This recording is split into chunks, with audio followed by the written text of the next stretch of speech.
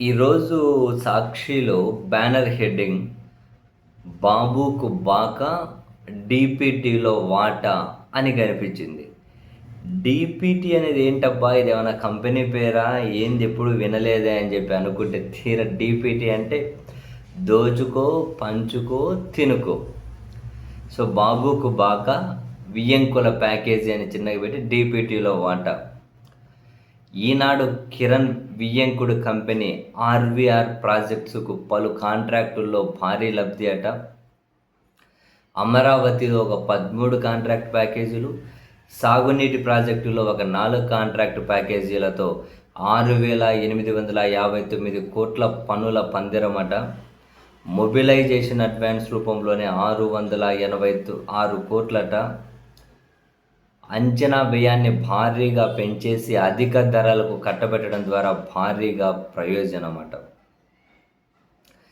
నిత్యం ఉషోదయంతో సత్యం నినదించుగాక అంటూ తెలుగు లోగిళ్లను బురిడి కొట్టిస్తూ తెల్లారింది మొదలు అనునిత్యం అసత్యాలను అచ్చోసి ఒక పార్టీకి కొమ్ము కాసి దశాబ్దాలుగా ఈనాడును ఎలా నడిపారో మనమంతా చూస్తూనే ఉన్నాం.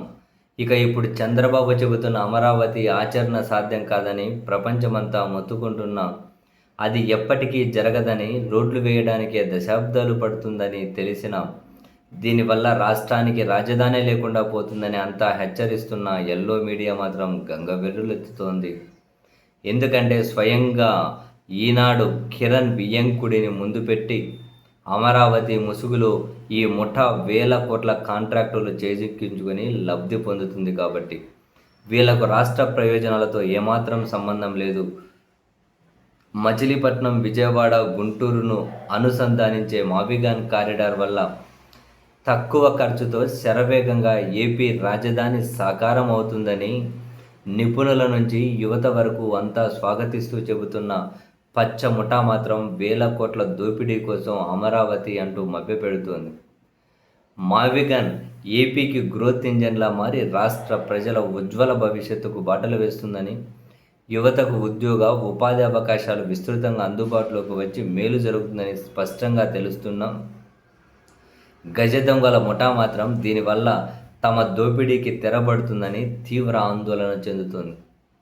దీంతో ఎల్లో మీడియా చంద్రబాబు కంటే 10 అడుగులు ముందుకు వేసి అమరావతి పేరుతో జనం కళ్ళకు గంతలు కడుతోంది. అమరావతిలో రోడ్లు, తాగునీరు, విద్యుత్తు, డ్రైనేజీ లాంటి కనీస సదుపాయాలకే 2 లక్షల కోట్లు అవసరమని స్వయంగా చంద్రబాబు ప్రభుత్వమే వెల్లడించింది. ఎప్పటికి పూర్తవుతుందో అంతుబట్టదు, డబ్బులు ఎక్కడి నుంచి వస్తాయో తెలియదు. అయినా సరే అదిగదిగో అమరావతి దేవతల రాజధాని అంటూ కళ్ళ ముందు సాక్షాత్కారమైనట్టు ఈనాడు చిత్రీకరించడానికి అసలు కారణం డీపీటీ అంటే దోచుకో, పంచుకో, తినుకో. రాష్ట్రంపై ఎంత భారం పడినా సరే అమరావతి కొనసాగితేనే వీళ్ళ దోపిడీ కొనసాగుతుంది. దీనికి చంద్రబాబు సర్కార్ సంపూర్ణంగా సహకరించడంతోనే అమరావతిని ఎల్లో మీడియా భుజాన వేసుకొని భజంత్రీలు వాయిస్తోంది.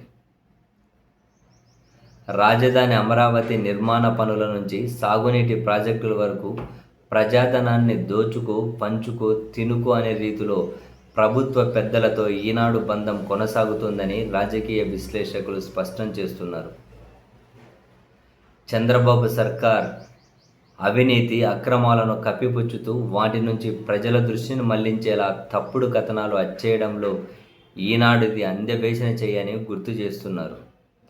ఎన్టీ రామారావుకు 1995లో వెన్నుపోటు పొడిచిన నాటి నుంచి చంద్రబాబు గద్దెనెక్కే వరకు కుడి ఎడమల దన్నుగా నిలిచింది రామోజీరావేనన్నది బహిరంగ రహస్యమే.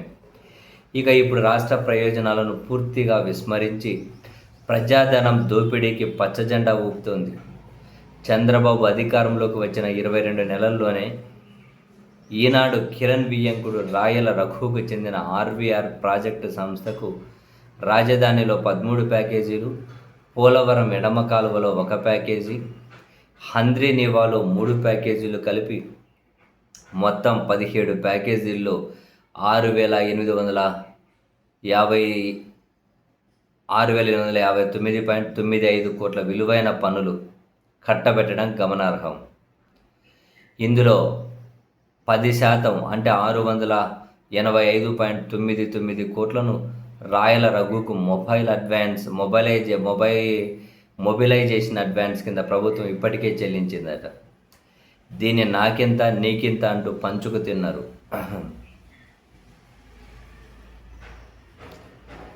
రాజధానిలో 2014-15లో ఇన్సైడర్ ట్రేడింగ్ ద్వారా కాజేసిన భూముల ధరలు పెంచుకోవడం కోసం ప్రపంచ బ్యాంకు, ఆసియా అభివృద్ధి బ్యాంకు, హడ్కో లాంటి ఆర్థిక సంస్థల నుంచి చంద్రబాబు సర్కార్ అధిక వడ్డీలకు 48,000 కోట్లు అప్పులు చేస్తోంది.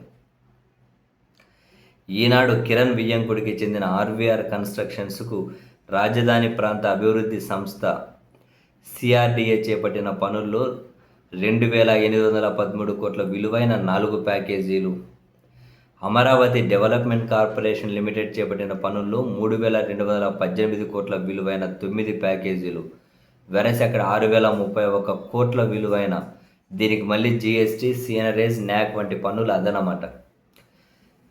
ఇలా 13 ప్యాకేజీలను కట్టబెట్టారట. అంతేకాకుండా మొబిలైజేషన్ అడ్వాన్స్ కింద 600 కోట్లకు పైగా దీంట్లో చెల్లించారు. పనుల అంచనా వ్యయం పెంచేయడం ద్వారా భారీ ఎత్తున లబ్ధి చేకూర్చారు. ఈనాడు కిరణ్ బంధువులకు ఇంత భారీ స్థాయిలో లబ్ధి చేకూరుస్తూ ఉండడం, ఈ భారీ దోపిడీలో వాటాదారు కావడంతోనే అమరావతిని అద్భుతంగా నిర్మిస్తున్నారంటూ చంద్రబాబు సర్కార్ను ఎల్లో మీడియా కీర్తిస్తున్నారు. వీటన్నింటినీ పరిగణలోకి తీసుకుంటే ఆర్వీఆర్ ప్రాజెక్ట్స్కు భారీ ఎత్తున ప్రజాధనాన్ని దోచిపెడుతున్నారని స్పష్టమవుతూ ఉంది.